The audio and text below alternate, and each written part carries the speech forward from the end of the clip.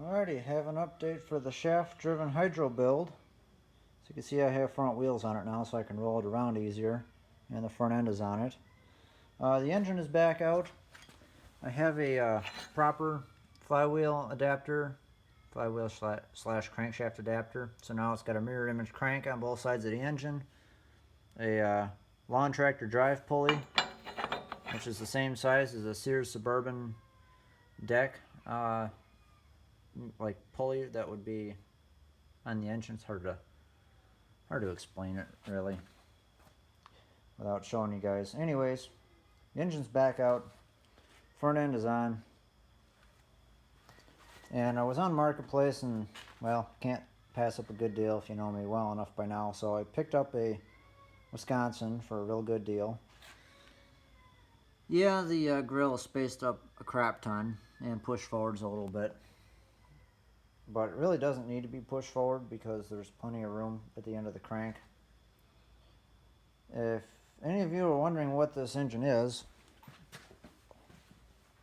it is a Wisconsin TJD 18 horse engine, inline twin cylinder. Yes, it's massive. It's like 22.5 inches tall to the top of the spark plugs. And even with the grill spaced up as much as I have it, you can see the hood brace lays basically, I mean, if I hold it up to where the dash is, and the dash is pushed up almost 3 inches, it still does not clear the top of the plugs or the air cleaner. I mean, it's close, but not quite clearing it all the way.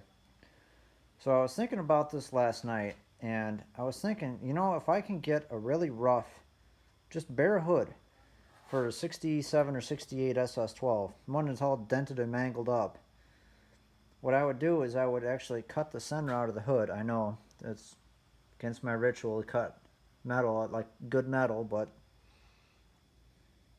that's why I'm looking for a bad hood. And I'm going to make a like a hood scoop, like a 60s muscle car has. So that would clear the spark plugs. Depending on how extensive I get, maybe I can even make it clear the stock air cleaner. But I may see if I can move the air cleaner or lower it down. I don't know if this engine runs. I need to get a different cap for the magneto because the button that pushes against the rotor is snapped off, or at least it appears to be. But the engine's all there and it turns over. It actually had some pulleys on it. That yellow one and that yellow one. And for those that are wondering, yes, a John Deere 300 series, like a 318 or 330 electric PTO, does fit on this crankshaft. So whatever the John Deere size is, this Wisconsin's the same size crank. Yeah, not really much else to say on this thing other than I'm really going nuts now.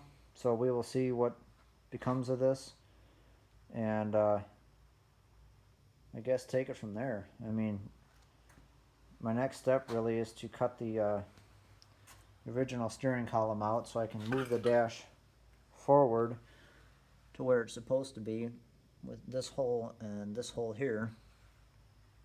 So that will tighten that will bring the engine much closer to the dashboard. And I'm not sure where I'm going to put a battery yet. I may have to build a battery tray and put the battery up here, kind of like the 330 is set up. And as far as the fuel tank goes, there was this massive tank. I mean, here, that's a 4.5 inch flap disc, for example. Yeah, this tank is massive. Sadly, there's rust inside. And I can't hardly get the cap off. There we go. She's real crusty in there. So what I'm thinking about doing is I have a gas tank that looks similar to that, but it's smaller.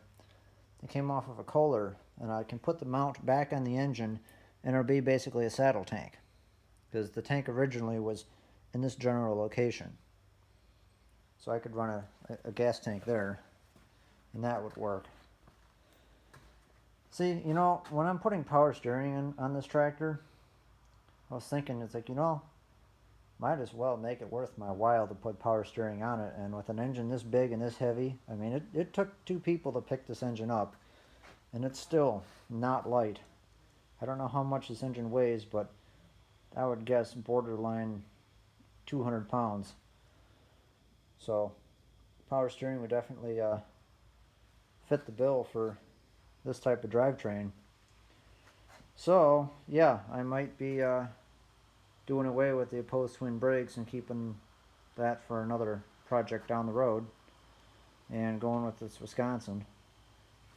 So let me know what you guys think, if I should keep going balls to the wall like this, or if I should take the easy route and go back to the Briggs. Don't worry, I'm not going to make it look like a hack job. Like I said, I'm trying as hard as I can not to cut the hood. I know this this plug right here and part of this boss on the intake runs like straight into the bottom of the hood, or bottom edge. And if this was cut back to about where my finger is, the hood would clear just fine. And the hood just needs to come down to about where the flange is. So I may see about a different intake manifold if I can find one that does not have this plug on it, or I may see if I can try and make one. And if I make one, I would also try to push the carburetor in, not much, maybe just like a 1/4 inch or so, because there's already a slight bend in the governor linkage. I could always bend it a little bit more and then just adjust out that like turnbuckle basically to make it work. And do I know if this engine runs? No, I really don't. There's not much oil in it. I mean, I think the previous owner drained it and was getting ready to try and get it running. I mean, it has like brand new spark plugs in. I did not put those plugs in. I've not pulled them out to see what they look like. I mean, they're in there tight. I actually just put the plug wires on today, just so I knew which plug wire went to which plug.